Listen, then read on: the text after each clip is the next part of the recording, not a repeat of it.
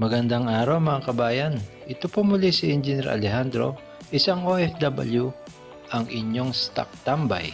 Muli handang magbahagi ng kwentong kalakal at kuro-kuro mula sa Philippine Stock Exchange. Kung bago ka pa lamang sa aking channel, huwag kalimutan mag-like, subscribe, share, at pindutin ang notification bell para updated ka sa bagong videos na aking i-upload. Okay, so we are all set. Then let us begin with the Philippine Stock Exchange Index. PSCI opens at 6,856.28, went as low as 6,771.37, went as high as 6,856.28, which is the opening mark, then closes at 6,780.13, which is negative 1.21%.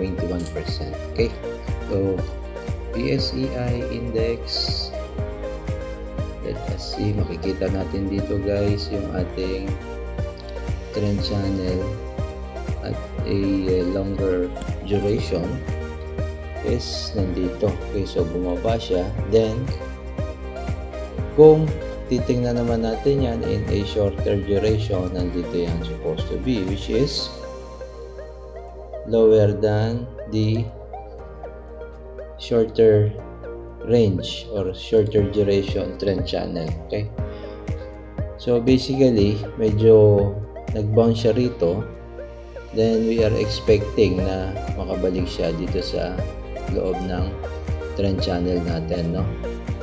Unless makabalik siya dyan, then we will be able to confirm or will be able to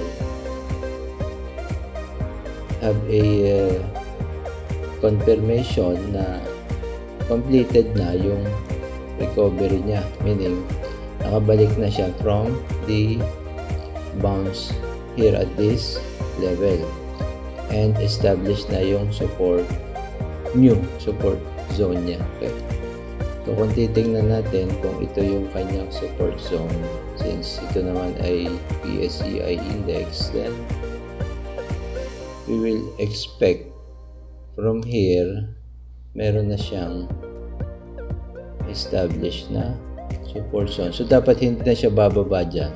Pag nag-bounce siya dito sa level na to, most likely magko-continue na yan to bounce inside up to this area of trend channel, upward trend channel. Okay, then let us take a look at the MACD. Okay, projecting upward.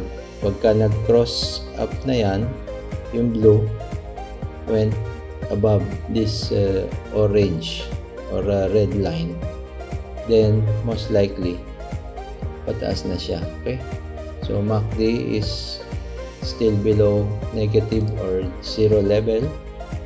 Then yung moving averages niya is yun, nag-struggle pa rin siya, no? Then we'll just have to continue monitoring in the coming weeks or by next week, starting next week. Okay, then let's move forward to our first individual stock, which is Ayala Corporation. Ayala Corporation, ano nangyari sa atin? Then let us take a look at the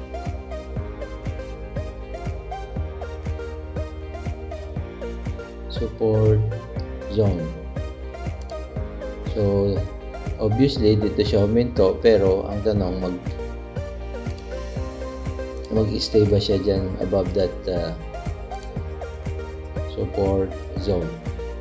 Kung ito yung ating trend channel at andyan na, nag-attempt na siya to go inside or move inside the trend channel, then most likely without this movement today, pwede na nating isipin na bumabalik na siya. However, nagkaroon ng another selling o profit taking, o baka yung mga pumasok na bago o yung hindi nakalabas previously ay saka lumabas na lang siya, siguro baka nag-cut loss.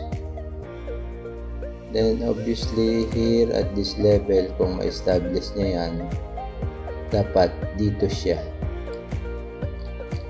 hindi siya bababa dito sa support zone na to dahil most likely pag pinroject mo dyan yan, may history yan na nagkaroon ng area of resistance or support zone, no?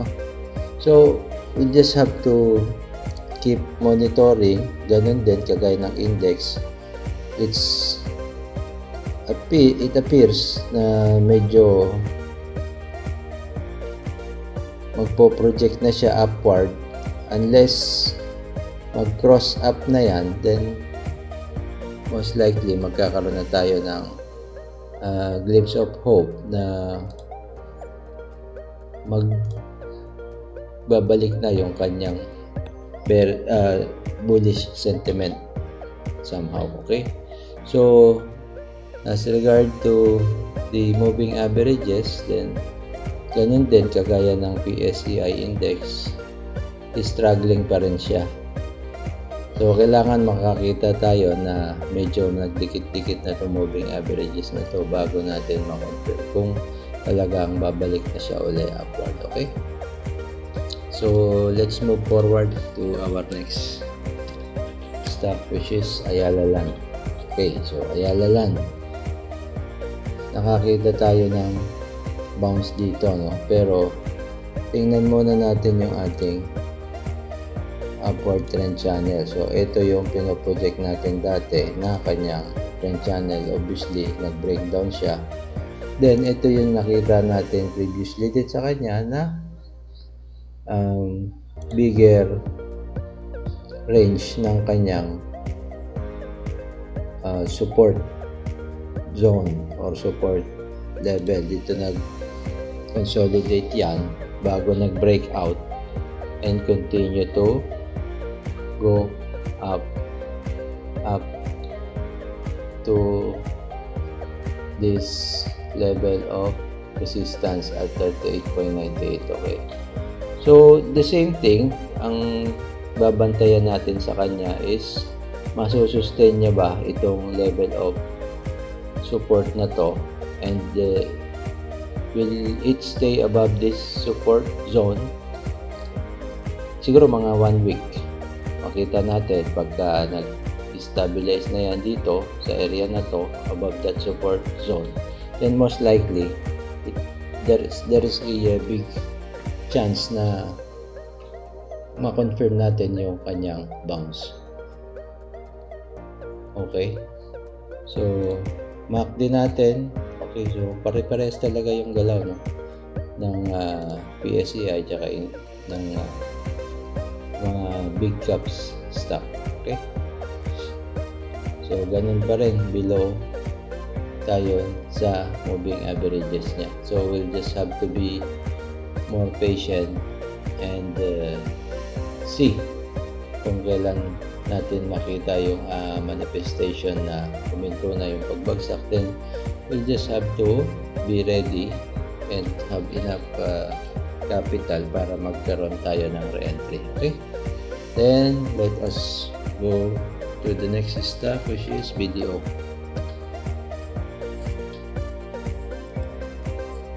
Okay, so BDO meron na siyang glimpse of parang nag-bounce na. Okay, so ito yung ating trend channel. Although kung titingnan mo yan in the short term, nasa baba pa rin ng trend channel. However, meron siyang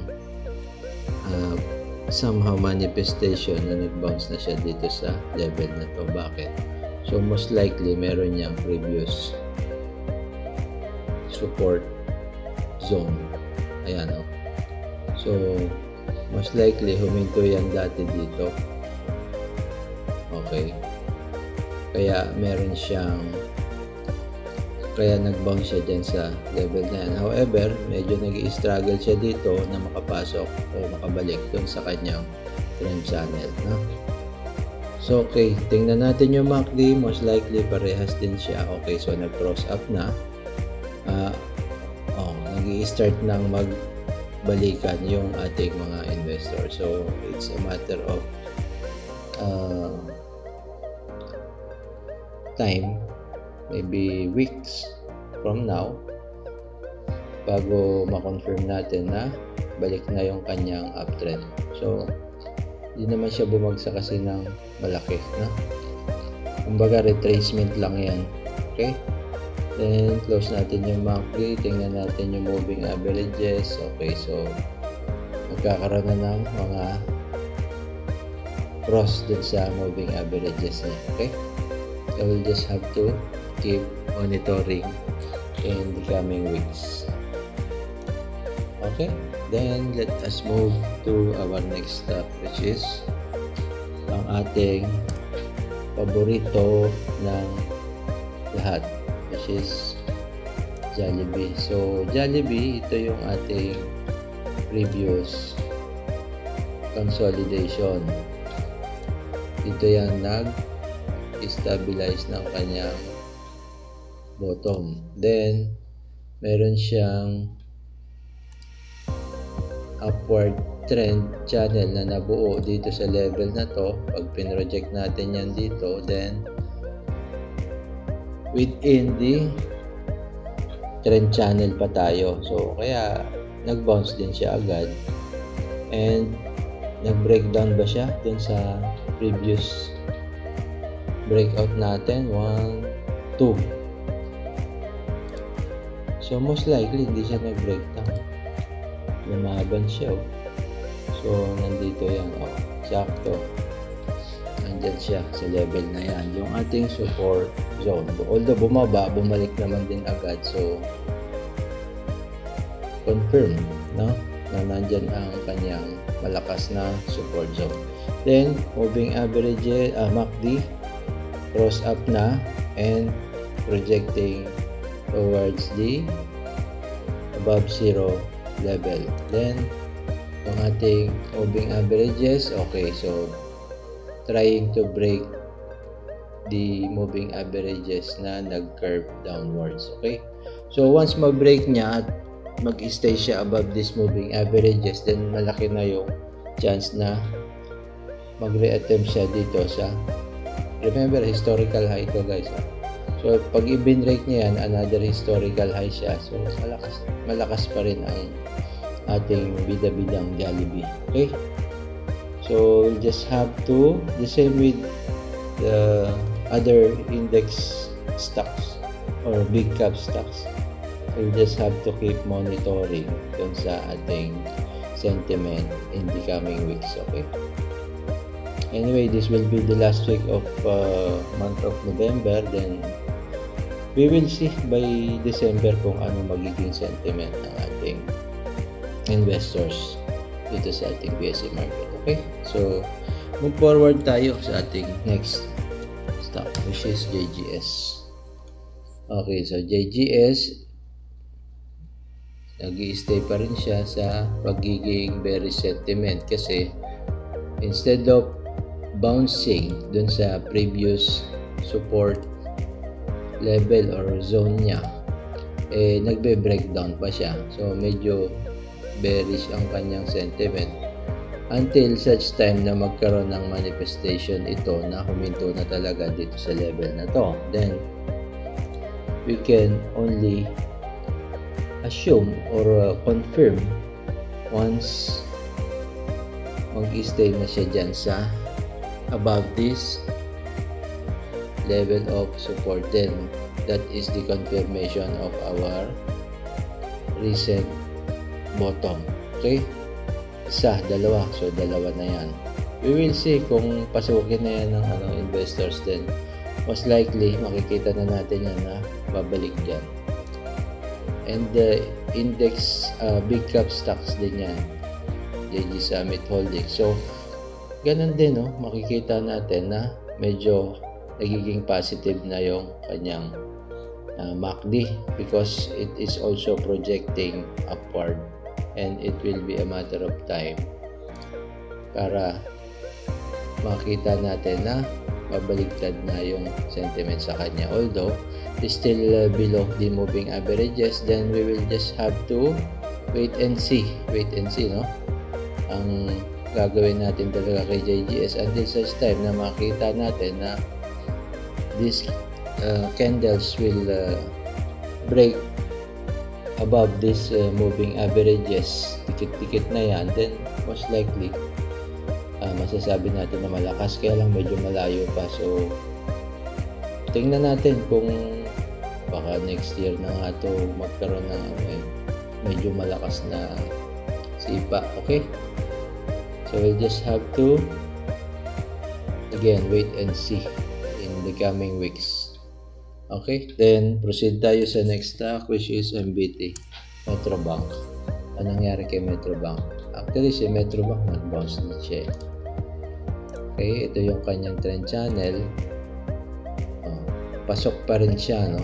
So that's why kagaya nga sinasabi natin, medyo malakas yung sentiment kay Metrobank. Matibay yung niya, foundation. So within the range pa rin siya no ating trend channel, no? Then bumaba man siya, most likely nandito lang siya sa level of or this zone of the previous breakout or support level. Although bumaba, bumalik din naman agad, hindi naman sasakto yan. So most likely dito siya nag-bounce. Then titingnan natin, kita mo kasi mayroong manifestation dito na kahit nagkakaroon ng selling, may tumutulak talaga sa kanya. Hammer siya kahit na medyo red, hammer pa rin siya no? And dito sa araw na to ang daming pumasok, no? So there's a high probability, there's a high chance na mag-continue itong Metrobank ito to continue project upward. Ito nag-cross up na, then green na yung ating MACD. So positive na yung sentiment sa kanya, and once umakyat na yan sa above zero MACD, then basically magiging positive na, very positive na yung sentiment sa kanya ng mga investors. So moving averages, struggling pa rin siya to break out this moving averages. So we'll just have to wait and see. Within the range pa rin naman siya ng ating trend channel. Okay, then we'll just have to go to our next stock, which is GTCAP. Anong nangyari kay GTCAP? So ito yung mga holdings natin na actually hawak natin to medyo maganda na yung naging natin dito, profit, although in-expect kasi natin magtutuloy-tuloy. However, medyo nadamay siya dun sa pagkaroon ng profit taking.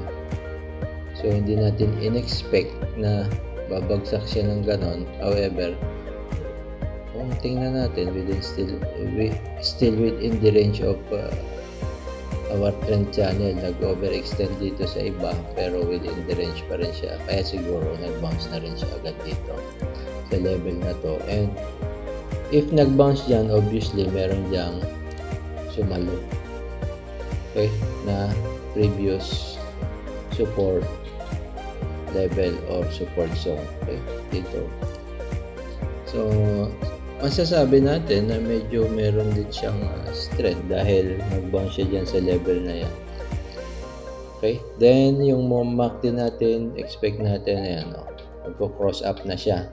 So once nag-cross up to at it goes above zero level, then positive na ulit yung sentiment natin sa kanya. Also, the moving averages, ayan, bumabalik na. So once makaakyat na dyan yung ating mga candles, then it's a confirmation na okay na ulit tayo and babalik na ulit sa upward trend. Okay, then proceed tayo sa last but not the least, our SMPH. SMPH palaging maraming volume to, so SMPH, tingnan natin. So it appears nag-bounce na siya dito sa level na to, previous bottom niya yan, kaya nag-bounce.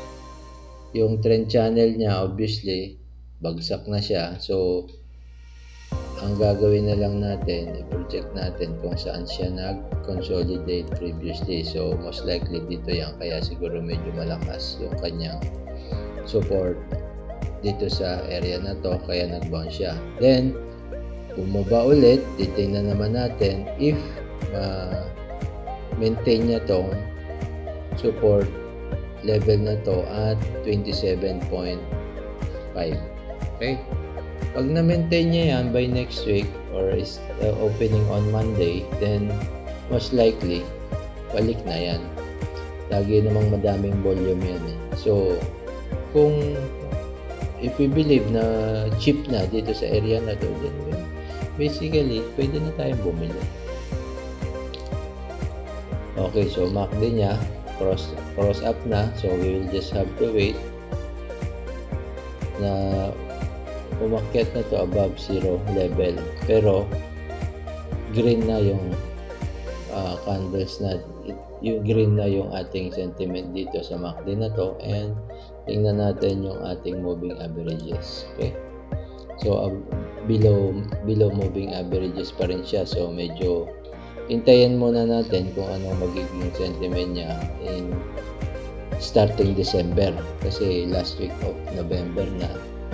Ngayon, kung magkaroon ng magandang sentiment, then come December, then expect natin na magkakaroon ng short-term rally. Okay? At yan ang kabuuan ng ating update for this week. Kung kayo ay mayroong stocks na nais ninyong maisama sa ating susunod na review, ay maaari po kayo magpadala ng mensahe sa aking YouTube channel na OFW Average Trader.